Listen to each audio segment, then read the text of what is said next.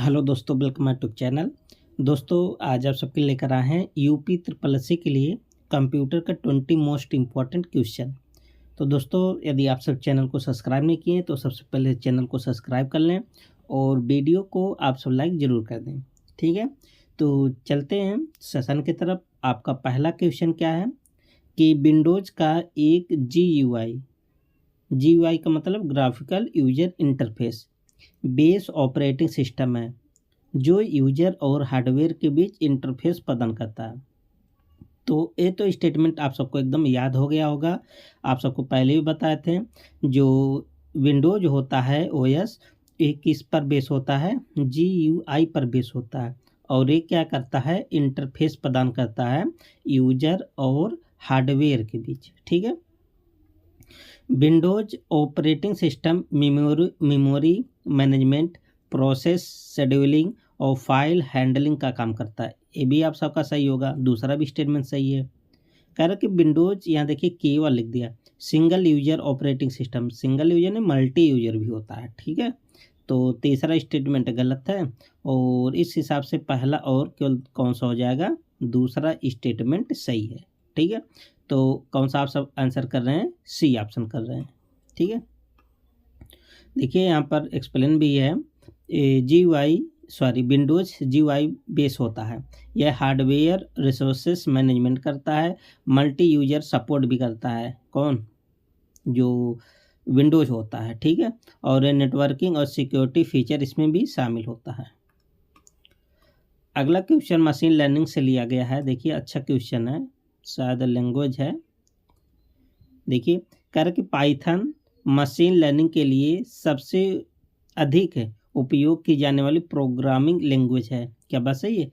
तो ये बात सही है, तो पाइथन हो गया। ठीक है, ये लैंग्वेज है जो मशीन लर्निंग में यूज होता है। आगे क्या है? Are language. आर भी एक प्रकार का लैंग्वेज होता है। ठीक है, स्टैटिकल एनालिसिस और डेटा विजुअलाइजेशन में सहायक है। क्या बात सही है? आर लैंग्वेज, जो आर लैंग्वेज है इसका उपयोग सबसे ज़्यादा कहाँ होता है? डेटा विजुअलाइजेशन में और स्टैटिकल एनालिसिस में। ठीक है, ये भी इम्पॉर्टेंट है। ये भी बात सही है। कह रहा कि मशीन लर्निंग केवल सी लैंग्वेज में ही संभव, ऐसा नहीं है सी लैंग्वेज में केवल संभव है, बात गलत है। ठीक है, तो तीसरा तो गलत है और पहला और दूसरा स्टेटमेंट क्या है? सही है। तो याद कर लीजिएगा पर्ल और सी लैंग्वेज के बारे में। एक होता है जावा भी लैंग्वेज होता है। ठीक है, आगे क्या है? देखिए कह रहा कि पाइथन सरल सिंटैक्स के कारण लोकप्रिय है। ठीक है, आर जो लैंग्वेज है डेटा साइंस में मजबूत है, मतलब यूज होता है इसी कारण। और मशीन जो लर्निंग है कई भाषाओं में किया जा सकता है, केवल सी भाषाओं में नहीं। ठीक है, आगे क्या है? अगला क्वेश्चन नंबर 3। देखिए कह रहा कि निम्न कथनों पर विचार कीजिए, जो सही है उसी को आपको बताना है। कह रहा कि डीप लर्निंग न्यूरल नेटवर्क पर आधारित है। ये भी आप सबको याद हो गया होगा। डीप लर्निंग कई लेयर से मिलकर बना होता है। ठीक है, और ये किस पर आधारित है? Neural network. और डीप लर्निंग कहाँ यूज होता है? जैसे इमेज, जैसे फेस हो गया, फेस रिकग्नाइजेशन आप कर सकते हैं, इमेज रिकग्नाइजेशन, वॉइस रिकग्नाइजेशन में। ठीक है, इन सब जगह कौन क्या यूज होता है? Deep learning. और डीप लर्निंग जो है मशीन लर्निंग का उन्नत रूप भी है। ये सब आप सबको अभी याद हो गया होगा। आगे है, देखिए टेंसर फ्लो एग्जाम में पूछा गया क्वेश्चन है, मोस्ट इंपॉर्टेंट कीवर्ड है। कह रहे कि टेंसर फ्लो और पाईटार्च डीप लर्निंग फ्रेमवर्क है। क्या बात सही है? बिल्कुल बात सही है, मोस्ट इंपॉर्टेंट है। देखिए टेंसर फ्लो और जो पाईटार्च होते हैं ना, ये डीप लर्निंग के क्या है? फ्रेमवर्क है। कह रहे कि डीप लर्निंग बिना डेटा के भी ऐसे कैसे हो सकता है? बिना, देखिए जो भी मशीन लर्निंग है उनके लिए डेटा महत्वपूर्ण है। ठीक है, तो बिना डेटा का नहीं काम करेगा। तो यहाँ भी पहला दूसरा सही है, जो कि कौन सा ऑप्शन होगा? बी करेक्ट हो जाएगा। आगे क्या है? देखिए कह रहा है कि डीप लर्निंग न्यूरल नेटवर्क का एडवांस रूप है। ठीक है, और फ्रेमवर्क ट्रेनिंग को आसान बनाता है और डेटा के बिना लर्निंग संभव नहीं है। ठीक है, अच्छा जो डेटा यूज करता है सीखने में उसे क्या बोलते हैं? ट्रेनिंग डेटा बोलते हैं। ठीक है, अगला क्वेश्चन नंबर 4। प्रिंटर लैंग्वेज से आप सबसे क्वेश्चन पूछा गया। पीसीबी, अच्छा पिछले सेशन में पीसीबी के बारे में बताए थे। ठीक है, पीसीबी नहीं, PCL printer language fast printing के लिए जानी जाती है। बिल्कुल बात सही है। तो आप ऐसे भी याद कर ले, PCL क्या है, एक प्रकार का प्रिंटर लैंग्वेज है। एक क्वेश्चन पूछा गया था दूसरा पोस्ट स्क्रिप्ट वाला, पूछा था कौन सा प्रिंटर का लैंग्वेज है, तो पोस्ट स्क्रिप्ट क्या है, प्रिंटर का लैंग्वेज है। ठीक है, और कॉम्प्लेक्स ग्राफिक्स के लिए बेहतर आउटपुट देता है। ठीक है, इम्पॉर्टेंट भी है क्योंकि देखिए यहाँ कॉम्प्लेक्स ग्राफिक्स के लिए ये लैंग्वेज यूज होता है पोस्ट स्क्रिप्ट, ये भी सही है। और प्रिंटर लैंग्वेज केवल इम्पैक्ट प्रिंटर में प्रयोग, ऐसे नहीं है केवल इम्पैक्ट है। देखिए प्रिंटर दो प्रकार का होता था, एक होता था इम्पैक्ट, एक होता है नॉन इम्पैक्ट। ठीक है, तो सब में यूज होता है, केवल पहला और दूसरा सही होगा। मीन्स यहाँ कौन सा करेक्ट ऑप्शन बन जाएगा, सी ऑप्शन। देखिए PCL स्पीड ओरिएंटेड होता, मतलब इसका स्पीड ज़्यादा होता है। ठीक है, और पोस्ट स्क्रिप्ट क्यों इम्पोर्टेंट है, क्योंकि इसका प्रयोग जो होता है ना ग्राफिक्स में, कॉम्प्लेक्स ग्राफिक्स आप कह सकते हैं, वहाँ यूज होता है। ठीक है, और लेजर प्रिंटर में भी इनका यूज होता है। ठीक है, आगे क्या है अगला क्वेश्चन, क्वेश्चन नंबर 5 मेमोरी से है। देखिए कह रहा है कि कौन सा कथन सही है, सही का आपको सब में पहचान करना है। कह रहा है कि रैम वोलाटाइल मेमोरी है, बिल्कुल बात सही है। रैम वोलाटाइल मतलब जब तक विद्युत रहेगा इसमें डेटा रहेगा, जैसे विद्युत कट जाएगा डेटा क्या जाएगा, मिट जाएगा। आगे क्या, रोम में फर्मवेयर और बायोस स्टोर होते हैं। जब बायोस, बायोस का मतलब बेसिक इनपुट आउटपुट सिस्टम। ठीक है, जब जो फर्मवेयर होता है और जो बायोस होता है, ये सब कहाँ स्टोर होता है, रोम में। रोम मतलब रीड ओनली मेमोरी में। ठीक है, ये सब प्राइमरी मेमोरी दोनों है। और रोम कैसे मेमोरी है, नॉन वोलेटाइल। कह रहा है कि रोम को पावर ऑफ पर डेटा लॉस हो जाता नहीं, रोम को परमानेंटली मेमोरी भी कह सकते हैं, क्योंकि विद्युत कट जाने पर भी इसमें डेटा बना रहता है, इसलिए नॉन वोलेटाइल होता है। तो तीसरा वाला गलत है, पहला दूसरा सही है। तो यहाँ पर कौन सा सही होगा, बी ऑप्शन। ठीक है, बी ऑप्शन क्या होगा, करेक्ट होगा। देखिए ये जो रैम है, रैम कैसा मेमोरी, टेम्परेरी या कह सकते हैं वोलेटाइल, और रोम परमानेंट या कह सकते हैं नॉन वोलेटाइल। ठीक है, और रोम नॉन वोलेटाइल, अच्छा यहाँ लिखा भी है। और पावर ऑफ होने पर इसमें डेटा को सुरक्षित, मतलब इसमें डेटा सुरक्षित रहता है। नेक्स्ट क्वेश्चन ट्रांसलेटर से लिया गया है, यहाँ भी क्वेश्चन आपके पेपर में बनता है, सही कथन की पहचान करना है। देखिए कंपाइलर पूरा प्रोग्राम एक साथ ट्रांसलेट करता है। एक होता है कंपाइलर, एक होता है इंटरप्रेटर, एक होता है असेंबलर। ठीक है, तो कंपाइलर, अच्छा अगर हम नाम में देखो कंपाइलर, एक होता है इंटरप्रेटर। कंपाइलर से आप सबका अगर सेंस निकल रहा होगा कंप्लीट से, ऐसे आप इमेजिन कीजिए जैसे कंप्लीट कंपाइलर, थोड़ा थोड़ा नाम सिमिलर आ रहा है ना, तो कंपाइलर को कंप्लीट से आप रिलेट कर लीजिए। ठीक है, इसका मतलब जो कंपाइलर होता है पूरे प्रोग्राम को एक ही बार में ट्रांसलेट कर देता है। ठीक है, अब बचा क्या, इंटरप्रेटर। तो इंटरप्रेटर क्या करता है, लाइन बाय लाइन क्या करता है, एग्जीक्यूट करता है, ट्रांसलेट करता है। ठीक है, तो दूसरा भी सही है। और असेंबलर हाई लेवल लैंग्वेज को मशीन कोड नहीं, असेंबलर हाई लेवल लैंग्वेज नहीं होता। ठीक है, तो ये बात गलत है। तो असेंबलर असेंबली भाषा को मशीन कोड में चेंज करता है। तो पहला दूसरा सही है, जो कि कौन सा ऑप्शन होगा, बी करेक्ट बन जाएगा। आगे क्या है देखिए, कंपाइलर एग्जीक्यूशन से पहले ट्रांसलेट, मतलब कंप्लीट एक ही बार में पूरा पेज को ट्रांसलेट कर देता है। इंटरप्रेटर का काम क्या, लाइन बाय लाइन, दोनों का नाम याद कर लेना। असेंबलर जो होता है ना, असेंबली लैंग्वेज को क्या करता है, मशीन लैंग्वेज में चेंज करता है। ठीक है, अगला क्वेश्चन क्या है, वायरस से लिया गया। देखिए कह रहा है कि वायरस स्वयं को रिप्लिकेट कर सकता है, बिल्कुल बात सही है। जिसमें रोम नहीं, वार्म क्या करता है ना, स्वयं को क्या कर लेता है, रिप्लिकेट मतलब अपने डुप्लीकेट कॉपी बना लेता है। और वार्म को फैलने के लिए किसी भी होस्ट फाइल की ज़रूरत भी नहीं पड़ती है। ठीक है, तो दूसरा भी सही है और पहला भी सही है। ट्रोजन हॉर्स एक प्रकार का वायरस है, आप सबको बताए थे। ठीक है, यूजर की अनुमति से सिस्टम को नुकसान नहीं पहुंचाता, ये बात गलत है। ठीक है, पहुंचा देता है। देखिए ट्रोजन हॉर्स क्या होता है, आप सबको वैध सॉफ्टवेयर की तरह लगेगा, वैध मतलब चीज़ की तरह लगेगा, लेकिन ये क्या होता है, हानिकारक होता है। ऐसा आपको इसमें फील होगा कि ये मतलब ओरिजिनल फाइल है। ठीक है, लेकिन ये खतरनाक रहता है। आगे क्या है देखिए, तो वायरस फाइल से अटैच होता, वार्म क्या होता है ना, स्टैंड लोन होता है, ठीक है।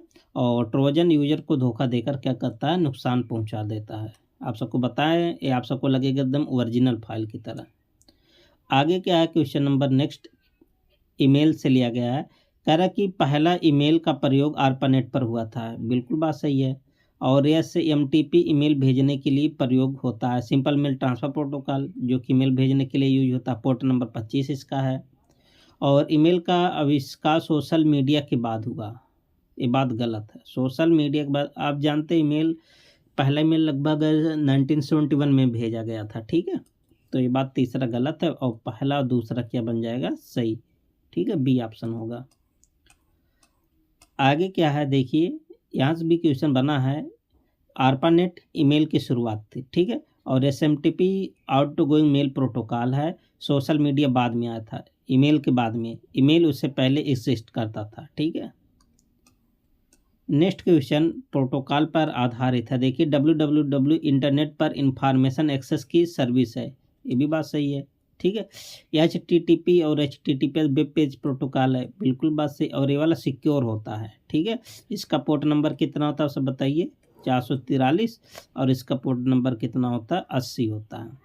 www और इंटरनेट दोनों समान, दोनों अलग अलग चीज़ें हैं, ठीक है। तो बी यहाँ करेक्ट ऑप्शन होगा, दोनों एक समान नहीं होते हैं, दोनों अलग अलग हैं, ठीक है। इसके बारे में आप सब जानते हैं। अगला क्वेश्चन क्या है, क्वेश्चन नंबर 10।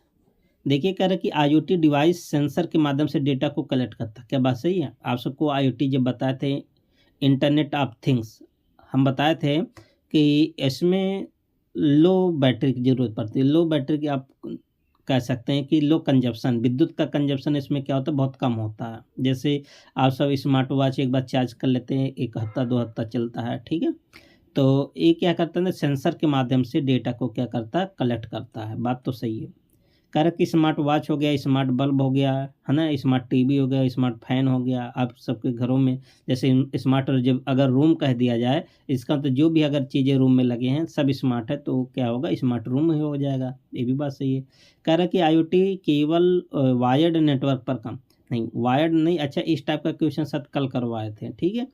तो वायर्ड नेटवर्क नहीं होता, वायरलेस भी होता, जैसे ब्लूटूथ हो गया, ठीक है। तो ये बात गलत है, तीसरा।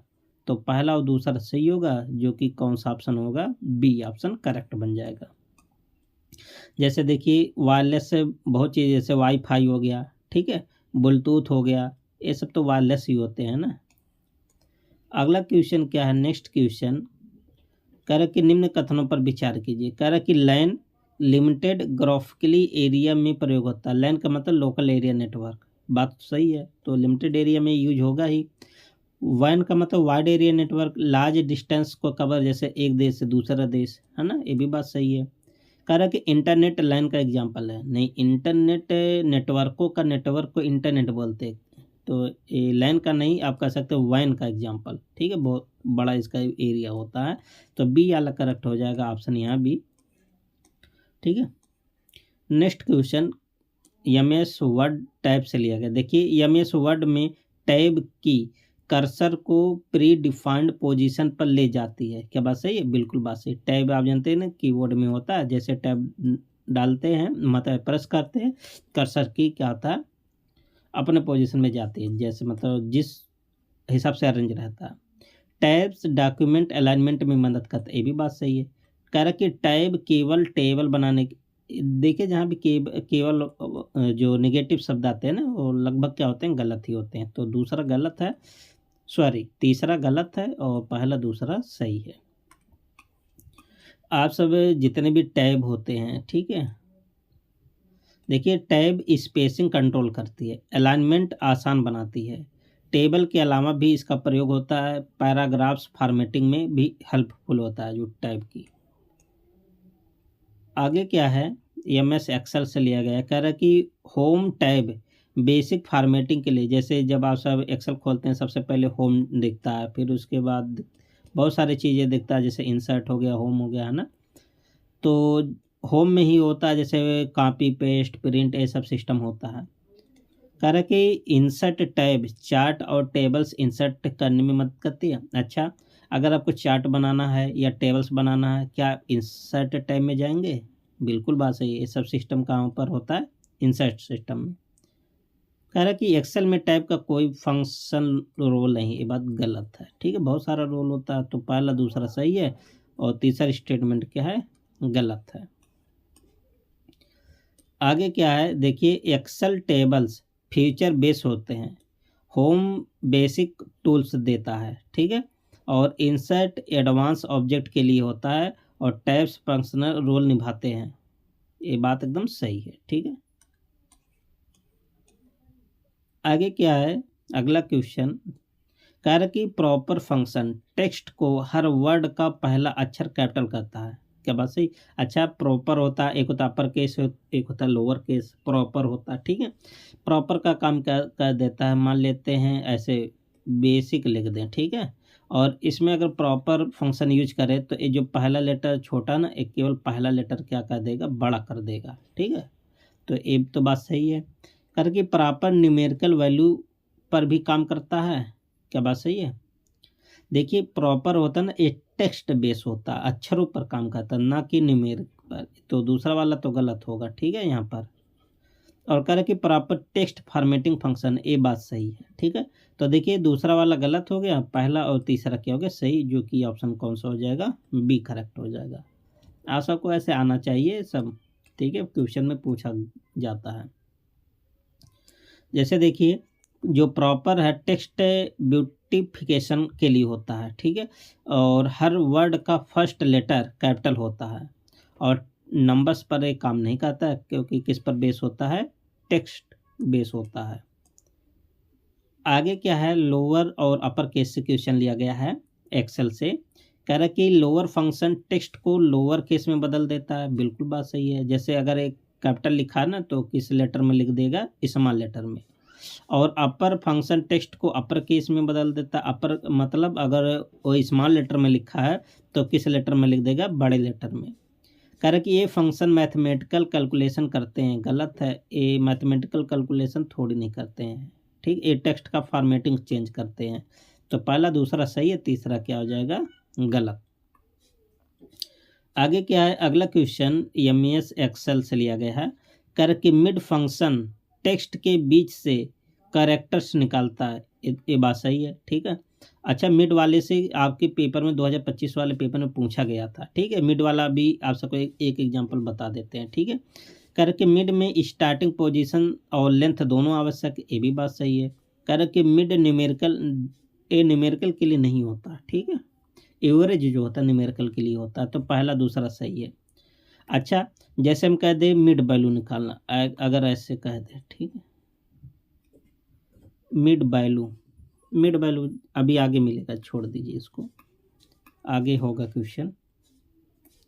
देखिए, मिड सब्ट्रैक्टिंग निकालने के लिए किया जाता है। पोजीशन और लेंथ इसमें जरूरी होता है। ठीक है, और ये सब क्या होता है? टेक्स्ट फंक्शन है, ना कि मैथमेटिकल। आगे क्या है, अगला क्वेश्चन।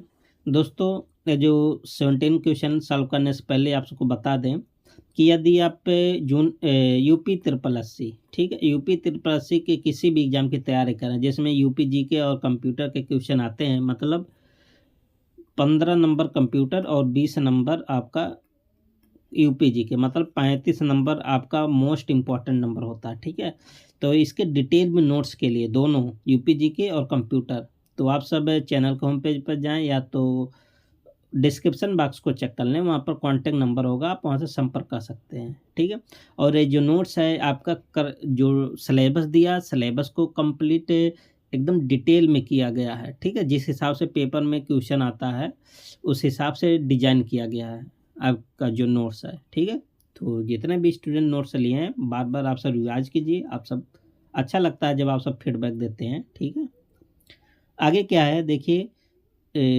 एमएस एक्सेल से लिया गया एवरेज फंक्शन से। कह रहा कि एवरेज फंक्शन, अच्छा, एवरेज को ना खाली ए बी ई लिख कर नहीं छोड़ देंगे। एवरेज का जो नाम है ना, पूरा आप सब एवरेज का एवरेज लिखेंगे। ठीक है, एवरेज फंक्शन नंबर का मीन निकालता है, मीन मतलब माध्य निकालता है। बात सही है।